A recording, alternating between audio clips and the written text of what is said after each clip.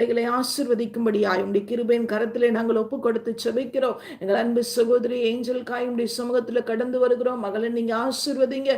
கர்ப்பத்தின் கனியை பிள்ளைக்கு ஆசீர்வதித்து கொடுங்க. எந்த தடைகளும் இராதபடிக்கு வருகின்ற நாட்களிலே கர்த்தர் மகளுக்கு அற்புதத்தை செய்யும்படியாய் உம்முடைய சமூகத்திலே நான் ஒப்பு கொடுத்து செபிக்கிறேன். கண்ணீர் நிறைந்த வாழ்க்கையில கர்த்தர் ஒரு அற்புதத்தை செய்து கொடுங்க.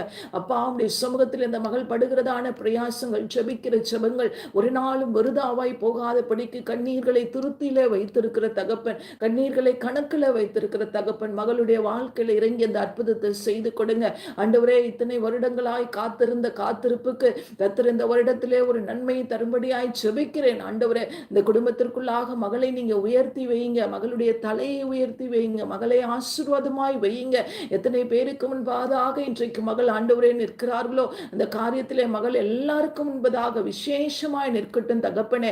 உடைய வேதம் இப்படி சொல்லுகிறது, இஸ்ரவேலின் ராஜாவாகிய கர்த்தரும் நடுவில் இருக்கிறார், இனி நீ தீங்கை காணாதிருப்பாய் என்ற வார்த்தையை இந்த குடும்பத்தில் அந்த மகளுடைய வாழ்க்கையில நான் வைத்து ஜெபிக்கிறேன். ஆண்டவரே, கர்த்தர் அந்த குடும்பத்தில் இருக்கீங்க, அந்த சகோதரியோடு கூட இருக்கீங்க, அந்த வாழ்க்கைக்குள்ளாக இருக்கக்கூடிய அந்த